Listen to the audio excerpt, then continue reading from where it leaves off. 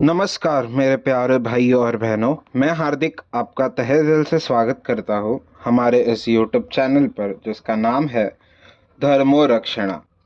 हमारे इस चैनल पर आपको सभी पुराणों की कथाएं और उनकी प्रचलित अध्यायों की जानकारी प्राप्त होगी। हर देवी देवताओं के महात्म्य और उनके रूप स्वरूप और अवतारों की जानकारी यहाँ प्राप्त होगी। आशा करते हैं कि हमें आपका सकारात्मक प्रतिसाद मिलता रहेगा। हर हर महादेव। विद्येश्वर संहिता 16वां अध्याय देव प्रतिमा का पूजन तथा शिवलिंग के वैज्ञानिक स्वरूप का विवेचन। ऋषियों ने कहा, साधु शिरोमणि सूत जी, हमें देव प्रतिमा के पूजन की विधि बताइए जिससे अभिष्ट फल की प्राप्ति होती है। सूत जी बोले, हे महर्षियों, मिट्टी से बनाई हुई प्रतिमा का पूजन करने से पुरुष स्त्री सभी के मनोरथ सफल हो जाते हैं। इसके लिए नदी, तालाब, कुआं या जल के भीतर की मिट्टी लाकर सुगंधित द्रव्य से उसको शुद्ध करे। उसके बाद दूध डालकर अपने हाथ से सुंदर मूर्ति बनाइए। पद्मासन द्वारा प्रतिमा का आदर सहित पूजन करे। गणेश, सूर्य, विष्णु, शिव, पार्वती की मूर्ति और शिवलिंग का सदैव पूजन करे। संपूर्ण मनोरथों की सिद्धि के लिए 16 उपचारों द्वारा पूजन करे। किसी मनुष्य द्वारा स्थापित शिवलिंग पर एक सैर नैवेद्य से पूजन करे। देवताओं द्वारा स्थापित शिवलिंग को 3 सैर नैवेद्य अर्पित करे तथा स्वयं प्रकट हुए शिवलिंग का पूजन 5 सैर नैवेद्य से करे। इससे अभिष्ट फल की प्राप्ति होती है।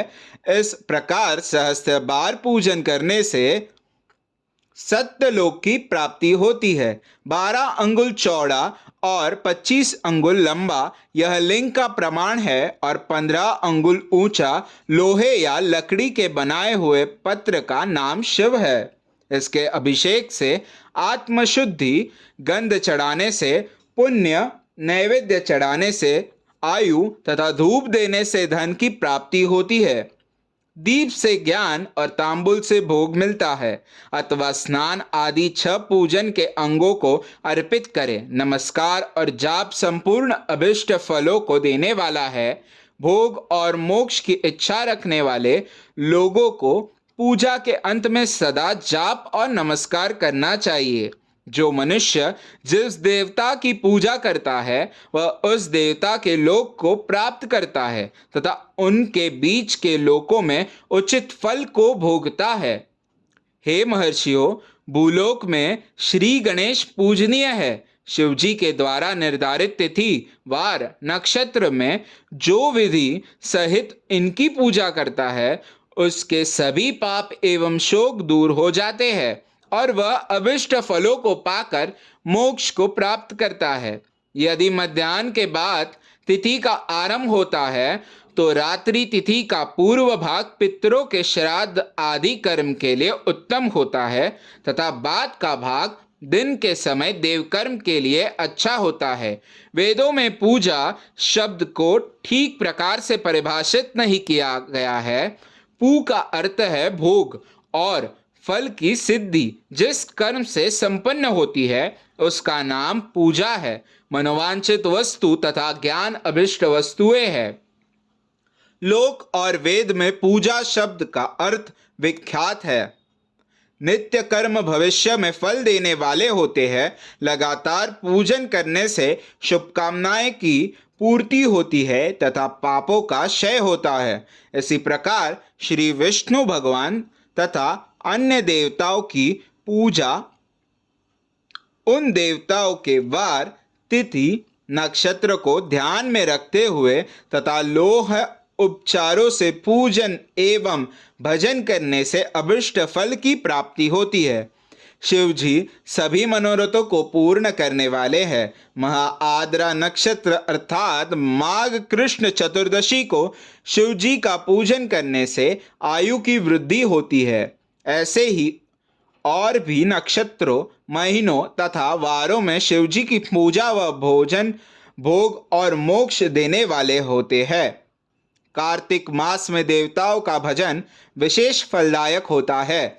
विद्वानों के लिए यह उचित है कि इस महीने में सब देवताओं का भजन करे, संयम व नियम से जाप तप हवन और दान करे, क्योंकि कार्तिक मास में देवताओं का भजन सभी दुखों को दूर करने वाला है। कार्तिक मास में रविवार के दिन जो सूर्य की पूजा करता है और तेल व कपास का दान करता है, उसका कुष्ठ रोग भी दूर हो जाता है। जो अपने तन मन को जीवन पर्यंत शिव को अर्पित कर देता है, उसे शिवजी मोक्ष प्रदान करते हैं। योनि और लिंग इन दोनों स्वरूपों के शिव स्वरूप में समाविष्ट होने के कारण वे जगत के जन्म निरूपण है, और इसी नाते से जन्म की निवृत्ति के लिए शिवजी की पूजा का अलग विधान है। सारा जगत बिंदु नाद स्वरूप है, बिंदु शक्ति है और नाद शिव, इसलिए सारा जगत शिव शक्ति स्वरूप ही है। नाद बिंदु का और बिंदु इस जगत का आधार है। आधार में ही आधेय का समावेश अथवा लय होता है, यही सकलीकरण है। इसी सकलीकरण की स्थिति में ही सृष्टि काल में जगत का आरंभ हुआ। शिवलिंग बिंदु नाद स्वरूप है, अतः इसे जगत का कारण बताया जाता है। बिंदु देव है और नाद शिव, इनका संयुक्त रूप ही शिवलिंग कहलाता है। अतः जन्म के संकट से छुटकारा पाने के लिए शिवलिंग की पूजा करनी चाहिए। बिंदु रूपा देवी उमा माता है और नाद स्वरूप भगवान शिव पिता। इन माता पिता के पूजित होने से परमानंद की प्राप्ति होती है। देवी उमा जगत की माता है और शिव जगत के पिता। जो इनकी सेवा करता है, उस पुत्र पर इनकी कृपा नित्य बढ़ती रहती है। वह पूजक पर कृपा कर उसे अपना आंतरिक ऐश्वर्य प्रदान करते हैं। अतः शिवलिंग को माता पिता का स्वरूप मानकर पूजन करने से आंतरिक आनंद की प्राप्ति होती है। भर्ग शिव पुरुष रूप है और भर्गा शक्ति प्रकृति कहलाती है। पुरुष आदि गर्भ है, क्योंकि वह प्रकृति का जनक है। प्रकृति में पुरुष का संयोग होने से होने वाला जन्म उसका प्रथम जन्म कहलाता है। जीव पुरुष से बारंबार जन्म और मृत्यु को प्राप्त होता है। माया द्वारा प्रकट किया जाना ही उसका जन्म कहलाता है। जीव का शरीर जन्मकाल से ही 6 विकारों से युक्त होता है, इसीलिए इसे जीव की संज्ञा दी गई है। जन्म लेकर जो प्राणी विभिन्न पाशों अर्थात बंधनों में पड़ता है, वह जीव है। जीव पशुता के पास से जितना छूटने का प्रयास करता है, उसमें उतना ही उलझता जाता है। कोई भी साधन जीव को जन्म मृत्यु के चक्र से मुक्त नहीं कर पाते। शिव के अनुग्रह से ही महामाया का प्रसाद जीव को प्राप्त होता है और मुक्ति मार्ग पर अग्रसर होता है। जन्म मृत्यु के बंधन से मुक्त होने के लिए श्रद्धा पूर्वक शिवलिंग का पूजन करना चाहिए। गाय के दूध, दही और घी को शहद और शक्कर के साथ मिलाकर पंचामृत तैयार करे तथा इन्हें अलग अलग भी रखे। पंचामृत से शिवलिंग का अभिषेक व स्नान करे। दूध व अन्न मिलाकर नैवेद्य तैयार कर प्रणव मंत्र का जाप करते हुए उसे भगवान शिव को अर्पित कर दे।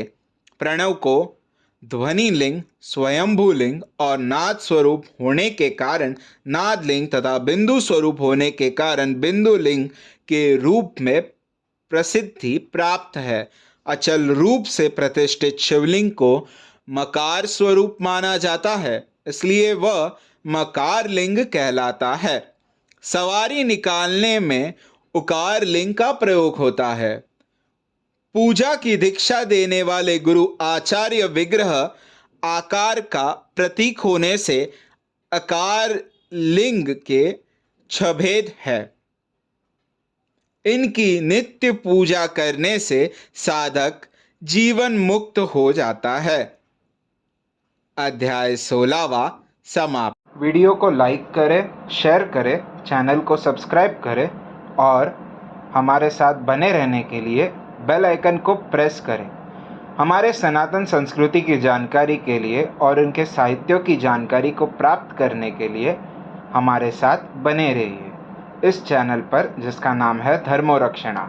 हर हर महादेव।